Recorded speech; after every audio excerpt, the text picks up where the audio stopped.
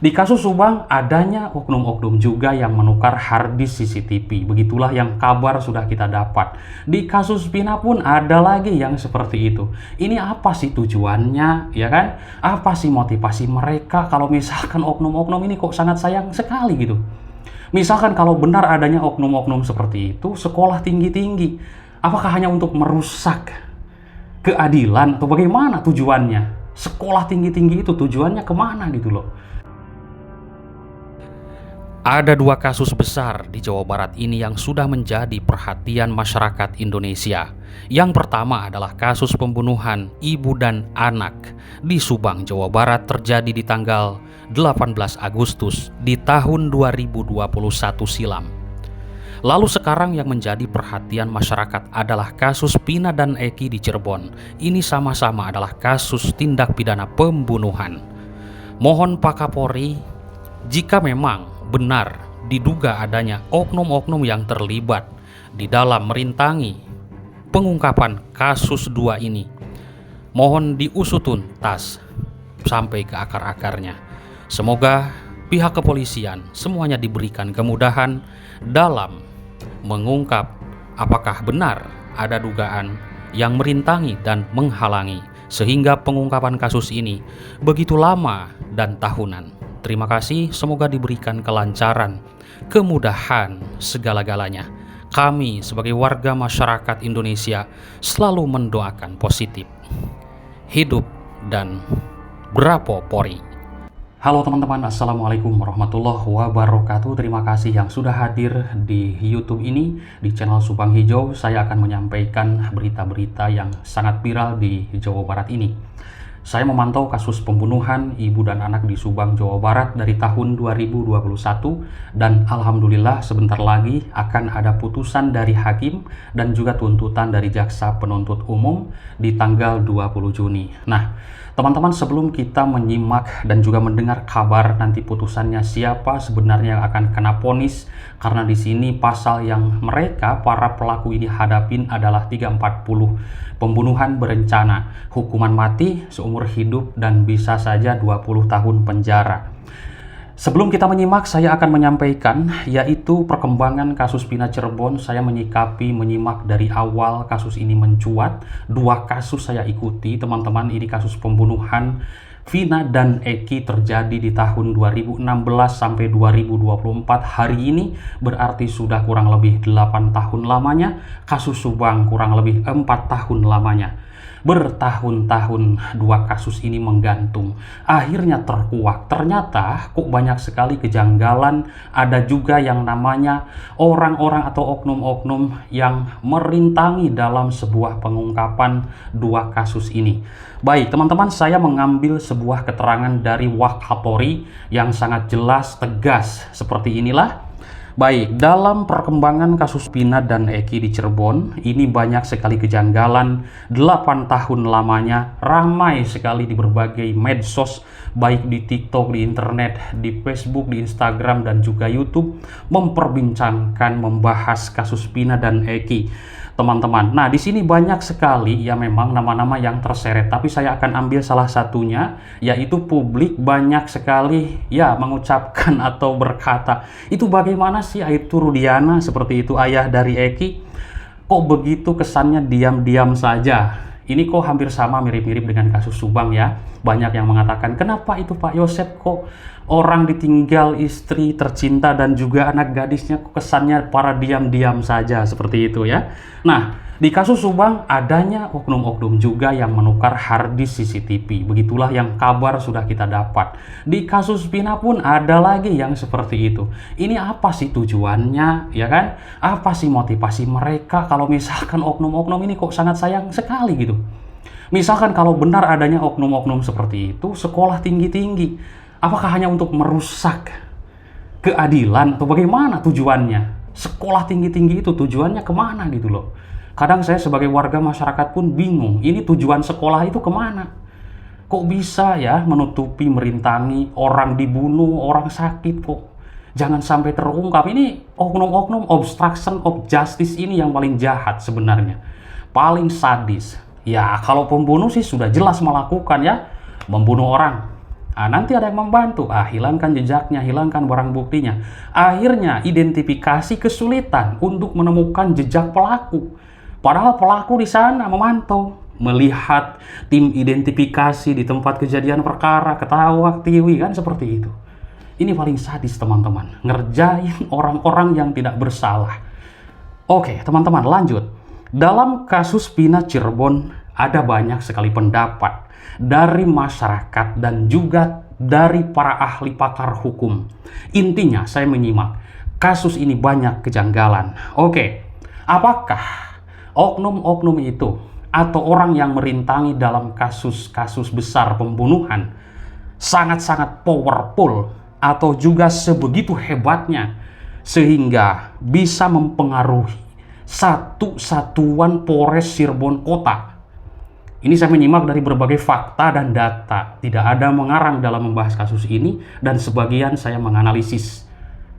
Tadi dikatakan saya analisis. Apa sih, atau bertanya ya, pertanyaan konyol juga mungkin. Apa sih tujuan sekolah tinggi-tinggi tapi kok malah merusak barang bukti? Apa tujuannya, motivasinya? Nah, di sini kan banyak sekali masyarakat yang bertanya juga. Dan juga bertanya, apakah begitu dibayar atau bagaimanapun? Entahlah, teman-teman. Oke, teman-teman. Contoh di sini salah satu statement yang sudah disampaikan oleh mantan Wakapolri Komjen Pol Purnawirawan Ogoroseno. Ada beberapa poin yang saya simak. Beliau menyampaikan bahwa memang kasus ini banyak sekali hal-hal aneh dan juga sangat tidak wajar. Statement dari Wakapolri ini tidak main-main, saya menyimak, sebab ini bisa saja Aibtu Rudiana bisa terkena PTDH atau sanksi atau di pemberhentian secara tidak hormat kalau ternyata dia terbukti adalah merekayasa dalam sejumlah keterangan saksi. Begitulah yang sudah diucapkan dari Wakapolri. Ini luar biasa, kasus Vina Cirebon sudah menyampai ke Wakapolri. Apakah kasus pembunuhan ibu dan anak di Subang sudah nyampe ke Kapolri, ke Wakapolri? Kan sampai saat ini kita belum mendengar statement dari Wakapolri tentang masalah kasus pembunuhan Ibu Tuti dan Amel di Subang, Jawa Barat yang terjadi di tanggal 18 Agustus 2021 sampai 2024. Hari ini kita mengikuti kasus-kasus ini, kok banyak sekali hampir kemiripan. Kemiripannya adalah obstruction of justice-nya ada. Di kasus Subang ada. Di kasus Cirebon ada. Bahkan yang lebih parah terang-terangan adalah di kasus Ferdi Sambo. Kena semuanya sekarang. Ini kasus Subang, ini sebenarnya paling lama dan paling awal sebelum kejadian Ferdi Sambo. Ya mungkin paling awal lagi yaitu ya kasus Vina ya. Cuman sekarang mencuat lagi. Ini luar biasa, semoga cepat selesai kasus-kasus yang seperti ini ya, yang seperti sudah lama gitu teman-teman. Oke, nah teman-teman tadi menyatakan bahwa statement dari Wakapolri ini tidak main-main, sebab kalau ada ya terlihat atau terbukti bersalah merekayasa sejumlah saksi, Aibtu Rudiana ini bisa kena PTDH. Karena apa? Ini ada keterangan setelah adanya Liga Akbar, yang mana dia ini adalah salah satu dari sahabat, yaitu almarhum Eki, teman-teman. Nah, teman-teman, Liga Akbar ini beberapa kali diketahui memang pengakuannya itu menginap di rumahnya Eki. Dan dia katakan bahwa awalnya kenapa di tahun 2016 tersebut dia diminta untuk memberikan kesaksian oleh ayah atau ayah dari sahabat Liga Akbar ini, yaitu Aibtu Rudiana. Nah, yaitu apa? Untuk memberikan sebuah klarifikasi dan juga identifikasi saja, katanya seperti itu. Nah, apakah benar ini adalah bajunya saudara Eki? Apakah benar ini barang-barang Eki, helm Eki, dan masih banyak lagi? Nah, jenis-jenis dari permasalahan ini sangat disoroti oleh Wakapolri, teman-teman. Ketika mendengar dari keterangan Liga Akbar, teman dari Eki, yang mana Eki adalah anak dari Aibtu Rudiana ini, yaitu sahabat ya. Nah, masyarakat dan kita semua pasti akan temukan kejanggalan. Kenapa harus Liga Akbar, seorang sahabat yang membuat klarifikasi? Lalu saya nyimak juga dari keterangan Komjen Pol Purnawirawan, yaitu Ogroseno, bahwa ini kan sebuah hal yang konyol, katanya seperti itu. Ya, sebenarnya kenapa harus temannya yang melakukan klarifikasi atau ide identifikasi hal tersebut? Bagaimana dengan Aibtu Rudiana ini? Atau mungkin juga ibunya atau orang-orang terdekatnya? Harusnya Aibtu Rudiana ini lebih tegas, katanya, intinya seperti itu menurut dari keterangan Wakapolri ya. Oke, nah kita semua sudah mengetahui teman-teman, jadi Aibtu Rudiana ini dan Eki adalah anak pertama dari Aibtu Rudiana, maksudnya dari istri pertama, dan istri kedua sudah bercerai. Nah, apakah peristiwanya ini berhubungan atau tidak? Tentunya akan jadi bagian yang harus didalami. Begitulah menurut dari mantan Wakapolri. Lalu menurutnya lagi ada 4 hipotesa atau analisis mungkin aja ini terjadi yang sebenarnya. Ini sudah nyampe Wakapolri teman-teman, dengan tegas mengatakan jika ini Aibtu Rudiana terbukti bersalah atau terbukti menghalang-halangi saksi-saksi merekayasa, maka akan kena PTDH. Waduh, luar biasa ya, sayang sekali kalau orang-orang yang kena PTDH itu jadi sudah punya kedudukan, sudah punya pangkat lah, kok misalkan ada PTDH. Nah, itu dengan perbuatannya sendiri sebenarnya. Apapun hal-hal yang mencelakakan diri kita sendiri adalah perbuatan sendiri. Namun ini yang sangat disayangkan, sudah punya titel, punya pangkat, lalu ada masalah seperti ini. Wakapolri sampai mantan Wakapolri ya, sampai mengatakan ini sangat menyoroti sekali kasus Pina Cirebon, khususnya kesalahan yang dilakukan Aibtu Rudiana. Dia adalah Komjen Pol Purnawirawan Ogroseno. Nah, ini teman-teman, kenapa Purnawirawan ini sangat menyoroti kasus Pina? Yaitu setelah muncul kesaksian dari teman korban Eki, Liga Akbar, yang mengaku diperintah oleh Aibtu Rudiana, yaitu ayah Eki, sebagai saksi kasus Pina Cirebon. Terkait hal ini, mantan Wakapolri Komjen Pol Purnawirawan Ogroseno menilai Aibtu Rudiana seolah-olah memaksakan saksi dengan skenario yang sudah dibuat. Masih seolah-olah ya, ini masih analisis seorang mantan Wakapolri ini.